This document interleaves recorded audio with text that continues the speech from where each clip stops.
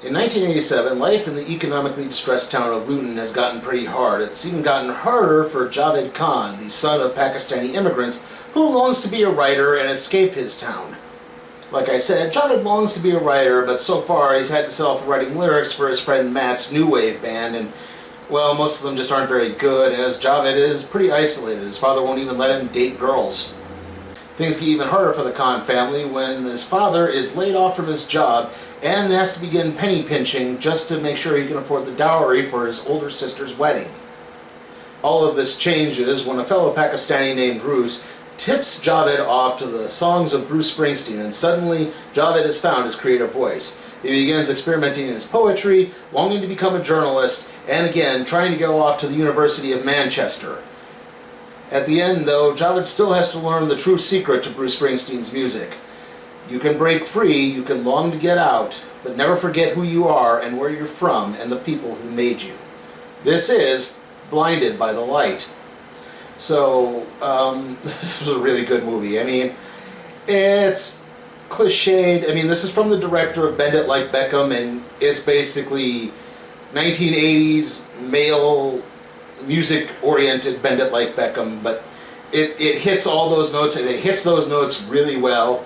I mean, you really feel just everything. I mean, the music is worked in so well. Like, you see the lyrics popping up on the screen during times, so you can understand what those lyrics mean to Javed when he hears them, and you can see how Javed is just, he's trying to break free, he's trying to get out, and everything just keeps kind of conspiring against him. I mean, like I said, his father is laid off from his job, and his mother is already having to take jobs as a like, all the family has to work, and the father has to take all the wages just so they can make ends meet.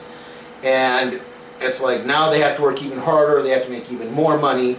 Javed only had a job for the summer, and now he has to try to get a new job.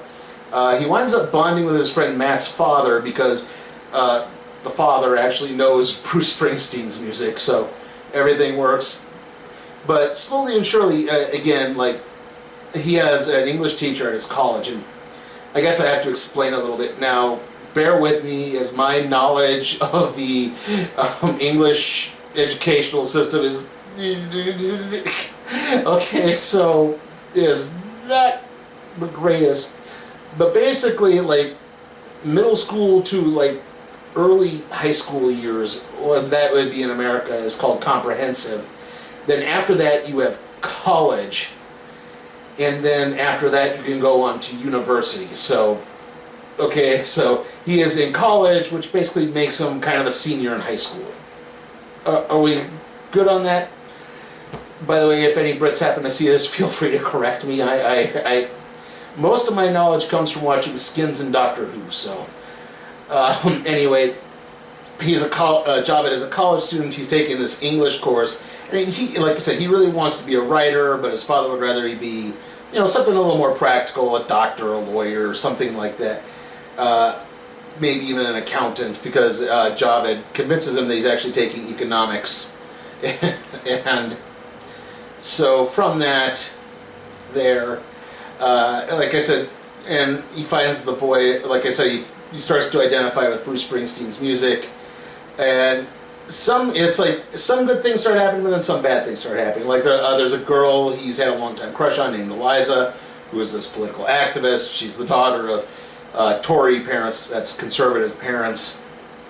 There's also some stuff that's happened. There's a white supremacy movement in Luton because they're blaming all the Pakistanis for taking all the jobs, and now the jobs themselves are going. All the jobs, no matter what race you are going away. The General Motors, I think it was, shuts down the auto plant that's there, and it's just getting worse. It's like things are just kind of getting worse and worse and worse and worse.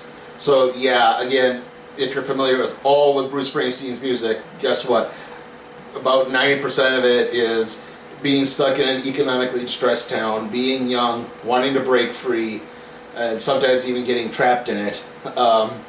So yeah, again, like, Javed goes full force into it, but he himself, that's why the film is actually called Blinded by the Light, not something like Born to Run, because he's blinded by the light of Bruce Springsteen's music, and he gets some of the message, but he doesn't get the true message. And by the end, eventually, he does. There's, like I said, it's like a good thing happens. He starts this relationship. He actually starts to get jobs writing. He gets an internship at the local paper. He gets a job writing about. He actually gets a paid byline, but instead of giving the wages to his father so they could pay for this dowry for Javed's older sister Eliza's wedding, he tries to get Bruce Springsteen tickets. And it just so happens that all of this is happening as this white supremacist march is happening, and Javed's father actually winds up getting attacked. And yeah, so you can kind of see a little bit of where his father's coming from, especially when something like that is happening. But you also get a lot of what Javed's coming from. It's like, you want me to be better, but this is what I want to do. This is like something I know will make me better, and you want me to kind of give up on that, just like and just be a traditionalist, and you flee an oppressive culture in Pakistan, and then you get angry when your kids aren't acting like the oppressive culture anymore. So yeah, there's a really good balance between that. The interaction, I didn't get any of the actors' names, unfortunately, but they all do a really wonderful job in all of this. And like I said, it culminates. Javid.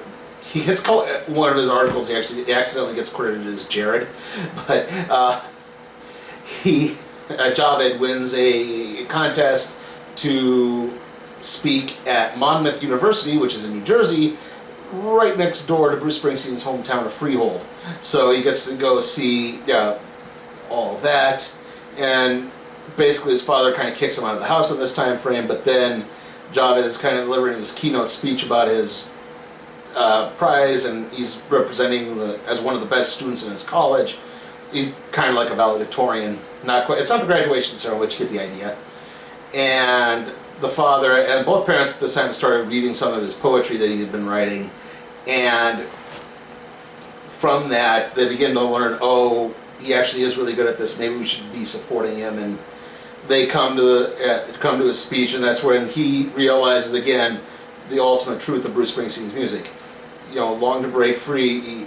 You can dream, you can long to break free, but don't forget who you are and who made you and where you came from, because all that is part of you as well. And so it comes full circle. Like I said, this is as cliche can be. I mean, they even do the parent who doubts his child's gift comes to the child's recital, performance, speech, whatever, and is immediately swayed by all of it. So, yeah, I mean, they push the buttons, but they push those buttons really, really well. I am going to give Blinded by the Light an A. Great save, Brodeur. Stevens plays it to Niedermeyer. The Devils have a 2-on-1. Over to Elias. He's in. Yes! 3-2 Devils. Back after this. Larry's up. He's headed for the fridge. He's going to get a drink. I don't know what. Save it for the game, Mr. Emmerich. Okay. Devils hockey. Can I go now? Call Ticketmaster to buy tickets for these games against Washington on Saturday and Atlanta on March 11th. Okay, trailer time, and we did get one new trailer, but that's about it. We got The Goldfinch again. That's the movie about this kid who survives a terrorist attack, and he steals a painting, I think. You talk about trailers sometimes give away too much. I think this one may have given away a little too little. Anyway, after that we have Knives Out. That's the Rian Johnson film about the Agatha Christie-style murder mystery. We had Midway again.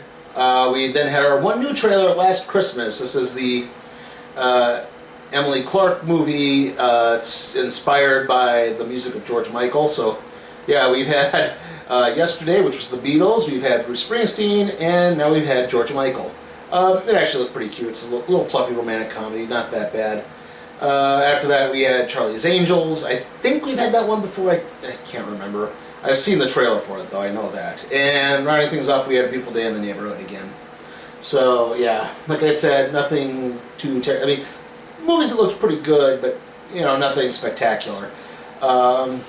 So, next movie review is going to be Ready or Not. There's going to probably be a bonus review somewhere in there. I don't know if it'll be before or after the Ready or Not review. And then there's going to be the random trade review on Normandy, and then the NXT UK Cardiff Takeover review. That's a mouthful. See you all next time.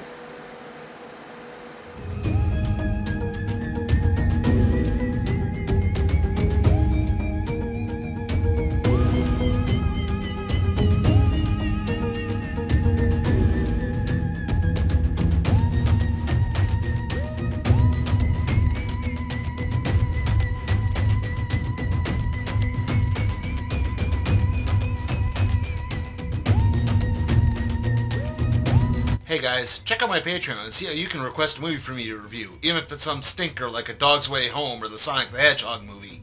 Also, if you like what you see, give the video a like, share, subscribe, and don't forget to ring that notification bell.